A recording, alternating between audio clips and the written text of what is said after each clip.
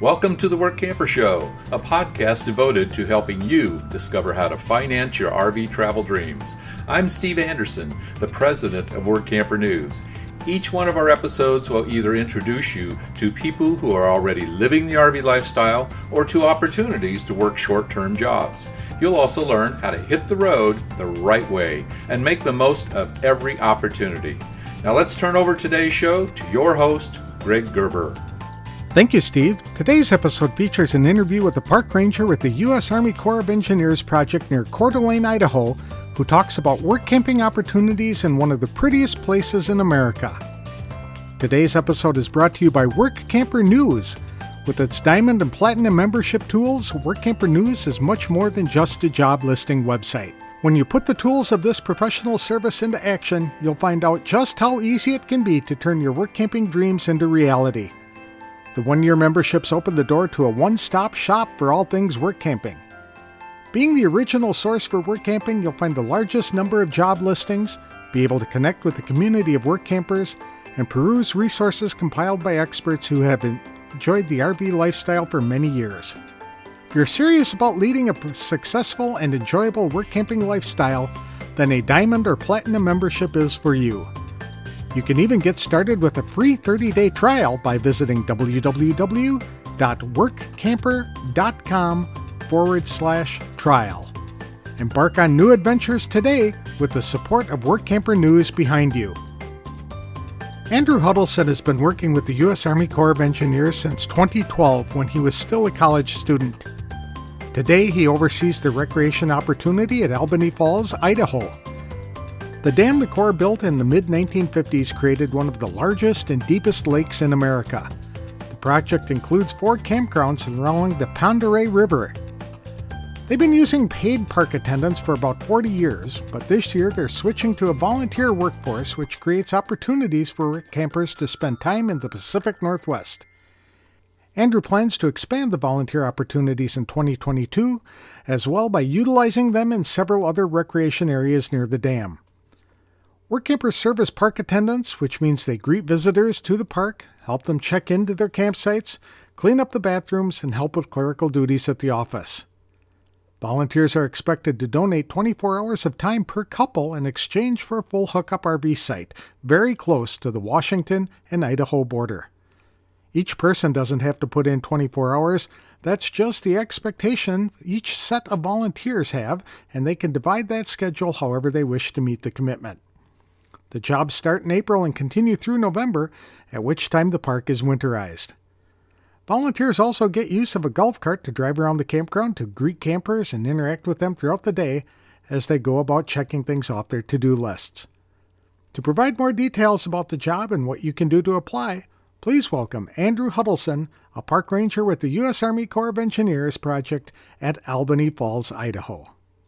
Thanks for joining me today, Andrew. I really appreciate it. How long have you been with the U.S. Army Corps of Engineers?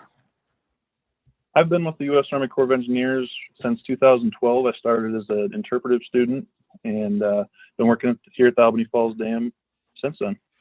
Okay, and where is this located? The Albany Falls Dam is located in North Idaho, just north of Coeur d'Alene and about an hour outside of Spokane, Washington. Okay, so it's a very pretty part of the country, isn't it? Yes, it is. Very beautiful up here. And how long has that project been around? The project here finished construction in 1955, and we've been in operation since then. Our recreation opportunities have been around since around 1976, and we've since then, past 25 years or so, we've actually been using park attendants. Back in the 70s and through the 80s, we actually used single-wide trailers and park rangers to man the parks, and now we're switching from contracted park attendants to more of a volunteer staff. So super excited about this opportunity. Sure. Now, you mentioned recreation activities starting now. In that part of the country, fishing is really big, isn't it? Yeah, it's huge. It's a huge economy stimulator, and it brings in folks from all over the nation to fish for kokanee or some of the trout that are up in the the upper creeks and Priest Lake area. Priest River is also a great fishery, and the Pend Oreille has pretty much any fish you can think of is in the Pend Oreille River. Mm-hmm. Now, do you offer a campground as well? We do. We manage 4 campgrounds along the Pend Oreille River, and that's Albany Cove here in Old Town. It's right across the river from the dam, actually. Priest River Recreation Area, which is in Priest River. Springy Point Recreation Area, which is in Sandpoint, Idaho. And then our Riley Creek Recreation Area, which is in Laclede, Idaho. And all 4 of those campgrounds are on the water, have swim areas. All the park attendant sites have full hookups, and we offer camping and day use at all those recreation areas. And in addition to that, we also manage around 21 different properties along the Pend Oreille and on the Lake Pend Oreille itself. And what do you mean by that? So different management of properties would be wildlife management areas that we outgrant to the Idaho Fish and Game, or properties that when the dam was put in, there's all these different properties that we purchased for flood easement or purchased for recreation, whatever that was, and we manage those properties today, whether it's timber management or rebuilding islands like we are out at the Clark Fork Drift Yard up in Clark Fork, working with different partners to manage those lands. Okay. Now, are these lands that the work campers would be involved in as well? The primary lands that the work campers would be involved in would be our one of our 4 recreation areas. There's always the possibility for our work campers to volunteer and do plantings on bank jobs or go out and do some brush clearing on some of these properties. We're always looking for different opportunities for volunteers. Since we're implementing volunteers new this year, our mind is open as far as what we're going to be allowing those volunteers to do, and really not going to hold them back on too much within reason. But their primary duties would be in the recreation areas. So all the positions are volunteer. There aren't any paid jobs at this time. Correct. We are transitioning from paid park attendant positions to volunteers. From my experience working with volunteers since 2000, or working with park attendants since 2012, and now phasing into volunteers this year, just talking with the volunteers that we did with the interview process to hire them on for the next 2021 recreation season, it seems like a whole different attitude, I want to say, and group of people. They're all very excited to come out, and we are very excited to have them out, and really looking forward to the next recreation season. Very good. What are some of the typical jobs that the work campers do? So typical jobs right now for our park attendants, we just are bringing on 3 volunteers for the Priest River Recreation Area. We're going to do kind of a phase approach. So this year's going to be Priest River, switching to all volunteers, and then 2022 we're going to be switching from park attendants to volunteers at the Springy Point Recreation Area and Albany Cove Recreation Area, which would bring us up to 9 sets of volunteers total. But we're just bringing on 4 sets, 3 at Priest River and 1 at the Cove as like a security volunteer and general maintenance and different ranger duties at the Cove. But at Priest River, we're primarily using them as park attendants, which includes like meeting and greeting visitors in the campground, using the Recreation One-Stop reservation system to help folks check in, and cleaning sites, bathrooms to a satisfactory condition. And I mean, we're always, like I said, we're always looking for different tasks for them. So if they have a background in landscaping, or they have a background in computer work, GIS, anything like that, we are definitely open to let them kind of run with those duties as well. How long have you folks been using work campers? So to my knowledge, we've been using Workamper. The previous ranger who used to run all the park attendants, I think she was here for close to 25 years doing this, and I believe she ran an ad on Workamper every year, and that kind of brought in the the bulk of our park attendance, but she did it for so long, it was kind of word of mouth for her. So she had a pool of people that she would kind of pick from. But we've since then, since she's retired, we've been using Workamper to advertise for our volunteers, and I believe we've used them in the past for park attendants as well. And how many hours do they typically work? So we are asking the volunteers to work 24 hours per week.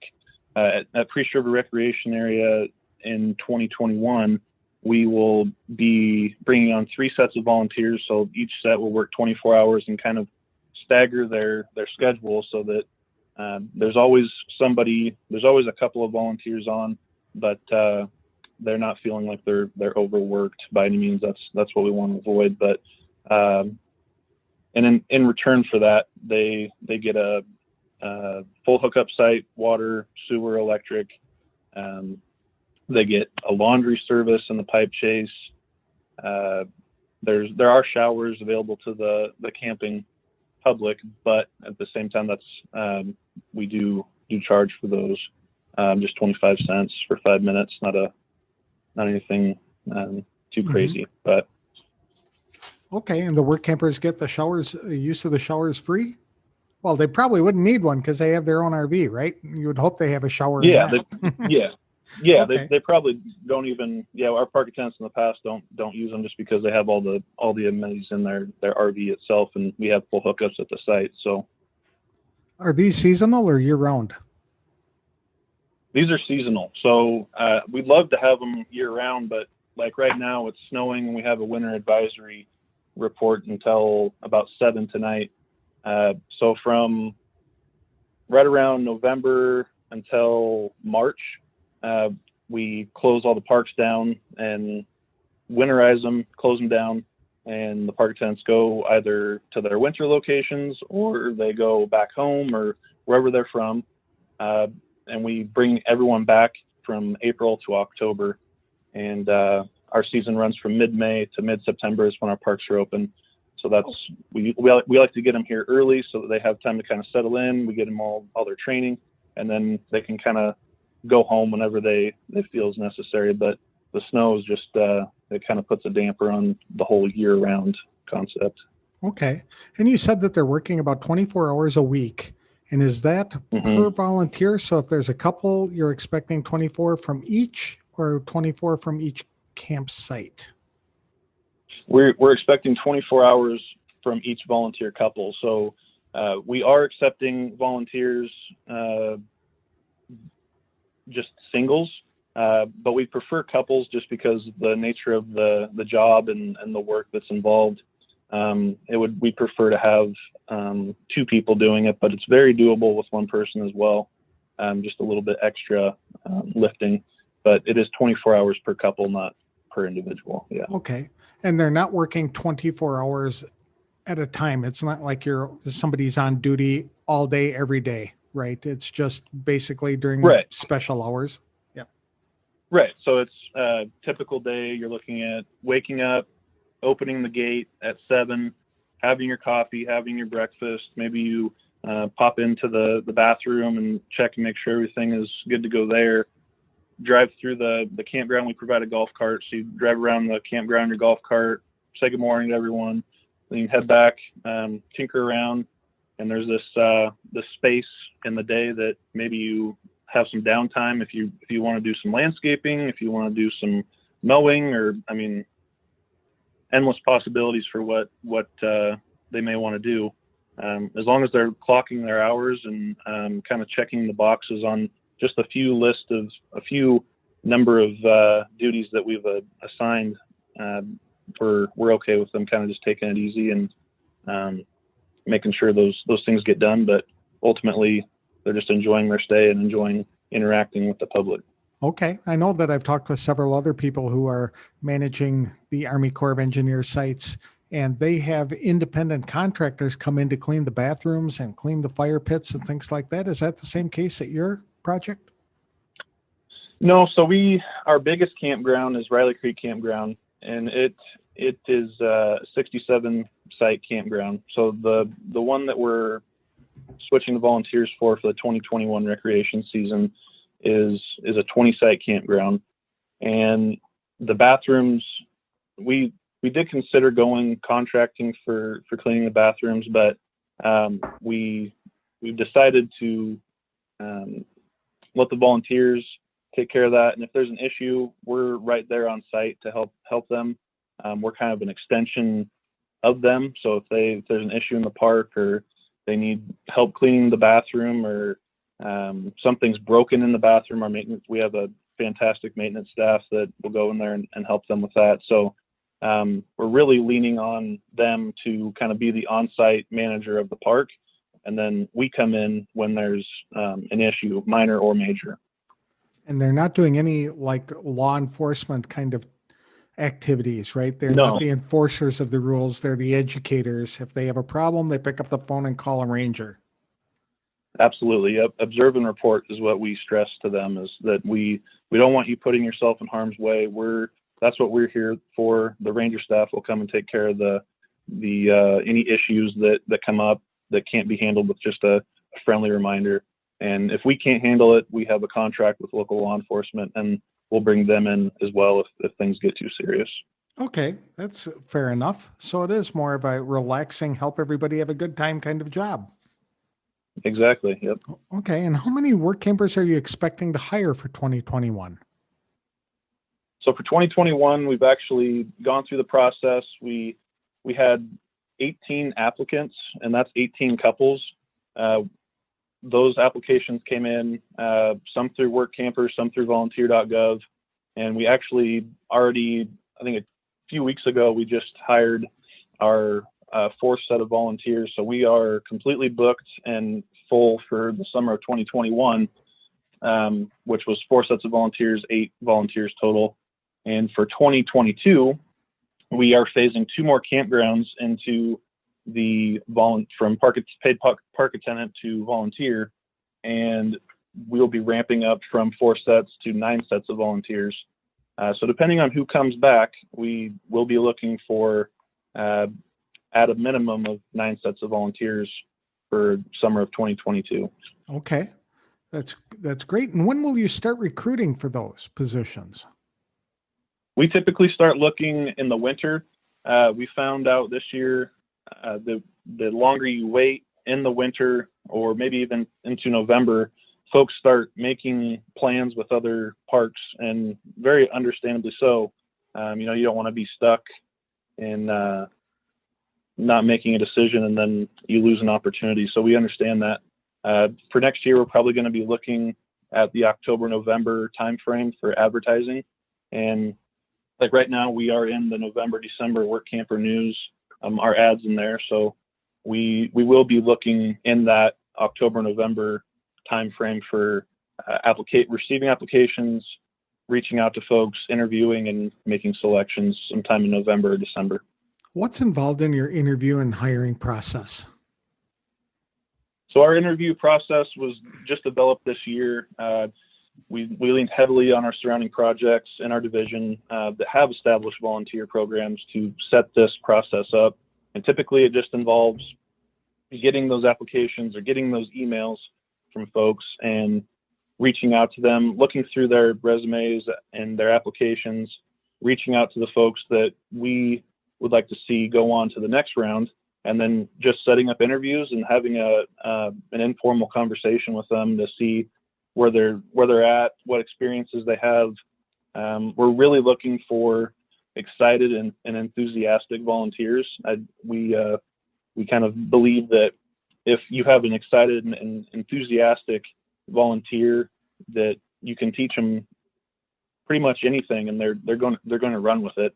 So we're looking for that in folks. And once the interviews were completed, we had, like I said, 4 sets of volunteers and 18 folks applied for it. So we had an excellent pool of candidates, and we had the task of kind of necking that down to 4 sets. And after the interviews, we were able to pick out 4 out of those 18, and it was a very eye-opening process and very good conversations with folks. And like I said, they're very excited and a very different breed from what we're used to working with for park attendants.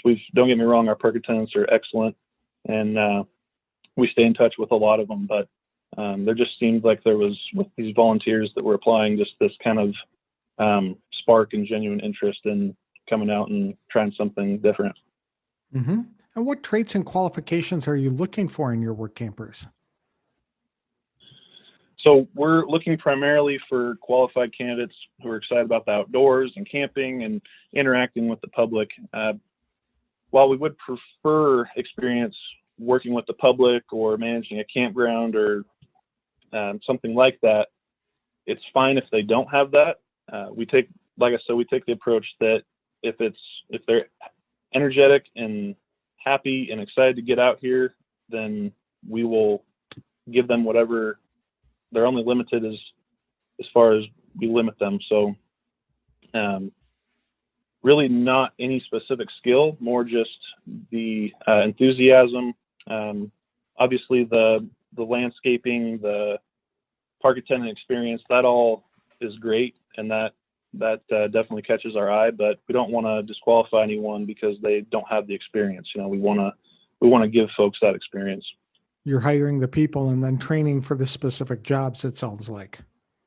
Exactly, yes. Hiring the right people. Okay. And Yep. Is there any kind of training that you provide, or is there a special period set aside for training? Yeah, so when they get here, typically with the paid park attendants, we have about a week-long training where they go through their contract and their manual and just standard operating procedures here at Albany Falls Dam. With the volunteers, since they are not paid contracted park attendants, we are going to sit down and run through a similar training with them. As you can imagine, there's a lot of nuances within each campground.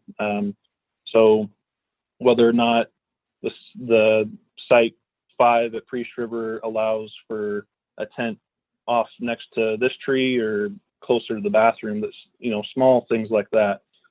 So we will be running through stuff with them. They'll get training on the R1S system, Recreation One Stop. Due to COVID, we were kind of planning on it, but COVID threw us into it where we're going 100% reservable. And so we are 100% reservable here at the Albany Falls Dam. All 4 campgrounds are. And so that basically the training would just be how to work the system and help folks check in if they need help making a reservation online. It's the same day reservation. Very good. I looked up on the map, and it appears that the dam is just right at the border between Idaho and Washington. Is that right? Yep. I can actually look out my window at the office here at the dam and see Washington. We're right on the border there. Okay. And so that means you're only probably less than an hour really from Spokane and Coeur d'Alene. Oh yeah. Yes. We're about 50 or so minutes, maybe closer to an hour from Spokane, which has all of your larger stores for groceries and entertainment. And then, like you said, yeah, we're just about the same from Coeur d'Alene, distance from Coeur d'Alene. We're about 45 minutes from Sandpoint, which has excellent mountain biking and skiing and snowboarding and great wine tasting, beer tasting. It's a very quickly growing town. Sandpoint is a very beautiful place. It's right on the lake, right at the mouth of the Pondere River, and just pretty much you're about an hour's drive from anything you would want to do in the outdoors. You're right in it here at Albany Falls Dam. And it also appears you're relatively close to Banff National Park in Canada, which I've heard is just spectacular. Yep. We're as the panhandle of North Idaho, it takes about 2 hours to drive across the panhandle, and from where we're at, it takes about another 2 hours to drive north and to get up into Canada, actually crossing the border. So we do get a lot of folks come down from Canada and camp with us, and we've made a lot of great contacts through that. And yeah, we're not too far from Banff either. It's very close to a lot of really beautiful places, and we're smack dab right in the middle of a very gorgeous lake and river as well. And both Spokane and Coeur d'Alene are very large cities, so there's plenty of shopping to do and entertainment options, right? Yes, of course. Yeah, that's for us. That's where we do all of our major shopping. They have all of your theaters and your major box stores, and the next biggest city would be Seattle, which is about 5 hours away, and that's where our district office is based out of. Okay. And is there one piece of advice that you would give to work campers, or is there something that you wish that all the work campers knew before they came to work for you? Yeah, so the biggest thing that I want work campers to know is if you're thinking about applying for it, please do. We want to talk to you. We want to answer your questions. We're very excited about this new opportunity to offer the volunteer positions at one park next year, 3 parks in 2022. And we're going to be having a very large opening for these volunteer opportunities. And we want to stress that it's only limited by your imagination within reason for what we can do as volunteers. And I think the possibilities are endless with that. I'd like to let the work campers know that we have new management here, and we're very involved with the public. Our outreach, even with COVID, we're doing our best to reach out and make those connections, make the Corps better known in the area. And it's just a beautiful place to work and live, and you make lifelong connections here. And I really encourage folks to just, even if you're thinking about it, just give us a call, and I'd love to chat with you. Super. It sounds like a great opportunity. And where could people get more information if they wanted it? So you can go to Workamper. We have an ad in the November-December issue, and we'll be putting more ads in there in the future. We have a Facebook page, Albany Falls Dam, and we're also on volunteer.gov. And through word of mouth, other than those 3 avenues, that's what we're looking at. Very good. Well, I really appreciate you taking the time to talk about this opportunity. It sounds like it would be an ideal position for somebody who really loves being in the outdoors. I mean, that part of the Pacific Northwest is spectacular. It is. It's really, really beautiful. And I appreciate you taking the time out of your day to talk to me, Greg. I really appreciate it. Sure. Best of luck for 2021. It's got to be better. Yes. I'm sure it will be.